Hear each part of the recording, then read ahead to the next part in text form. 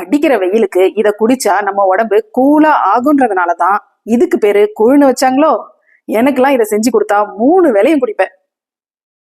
South Indian special ragi கம்பங்கூழ செய்யலாமா?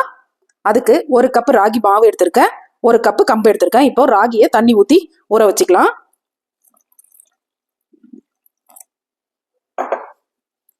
நல்லா கலந்து விட்டுக்கோங்க, கட்டிலாம் எதுவும் இல்லாம.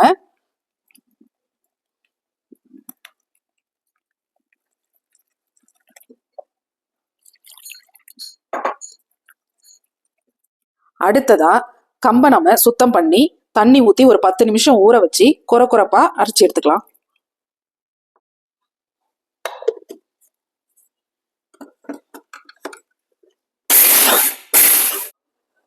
குறப்பா அரைச்ச கம்பை இந்த ராகி கூடவே சேர்த்து கலந்து விட்டுக்கோங்க.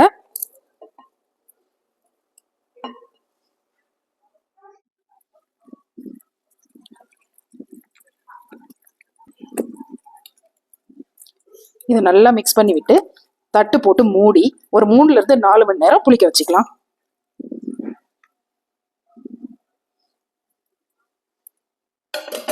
நாம கரைச்சி வச்ச ராகியும் கம்பும் நல்லா புளிச்சு வந்துடுச்சு பாருங்க. இந்த அளவுக்கு நல்லா புளிச்சு வரணும். நான் காலையில கரைச்சி வச்சேன், இப்ப நல்லா புளிச்சு வந்துடுச்சு. இந்த டைம்ல நாம கூழ் செஞ்சு வச்சோம்னா அடுத்த நாள் காலையில சாப்பிட்றதுக்கு சரியா இருக்கும். வாங்க கூழ் வேக வைக்கலாம். இப்ப நான் 1 பங்குக்கு 4 பங்கு தண்ணி எடுத்திருக்கேன். தண்ணி நல்லா சூடாயிடுச்சு. இப்ப நம்ம இது கூட சேர்த்துக்கலாம். கொஞ்சம் கொஞ்சமா சேர்த்து கைவிடாம கிளறி விடுங்க. இது கெட்டி ஆகக்கூடாது. இந்த மாதிரி கிளறி விட்டுட்டு கொஞ்சம் கொஞ்சமா சேர்த்துக்கோங்க. இந்த கூழ் செய்யும் போது ஒரு நல்ல அடி கனமான பாத்திரமா எடுத்துக்கோங்க, அப்பதான் அடி பிடிக்காது.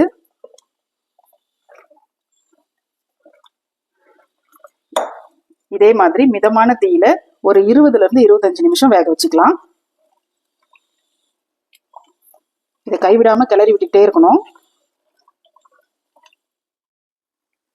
கூழ் நல்லா வெந்துடுச்சு. இதை நம்ம எப்படி தெரிஞ்சுக்கணும்னா கையை நல்லா தண்ணியில நினைச்சிட்டு இப்படி தொட்டு பார்த்தீங்கன்னா கையில ஒட்டக்கூடாது. இதுதான் பதம். அப்படின்னா நல்லா வெந்துடுச்சுன்னு அர்த்தம். அடுப்பு ஆஃப் பண்ணிடலாம். இதை அப்படியே எடுத்து ஓரமா வச்சிடுங்க. இது நல்லா ஆறணும். காலையில நல்லா ஆறுனதும் பார்த்தோம்னா இந்த மாதிரி நல்லா கெட்டியாயிட்டு இருக்கும். இதை 1 வாரம் வச்சு குடிக்கலாம்.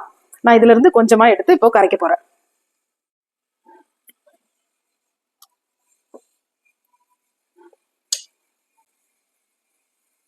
இப்போ இது கூட கொஞ்சமா உப்பு சேர்த்துக்கலாம்.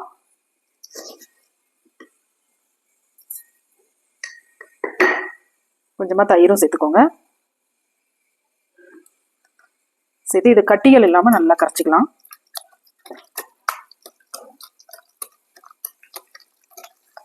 நம்ம ஃபர்ஸ்டே தண்ணி ஊற்றக்கூடாது. கட்டிகள் இல்லாத மாதிரி நல்லா கரைச்சிட்டு அதுக்கப்புறமா தண்ணி ஊற்றிக்கணும்.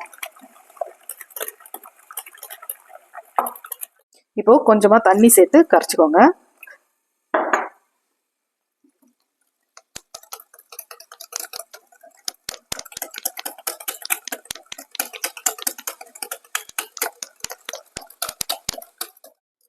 இந்த மாதிரி நல்லா கரைச்சதும் பொடியா கட் பண்ண வெங்காயத்தை இது கூட கலந்துக்கோங்க.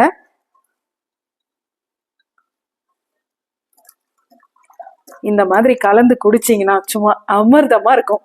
இதுவே இது கூட ஊறுகாய், மிளகாய், மாங்காய் வச்சு சாப்பிட்டீங்கன்னா வேற லெவல்.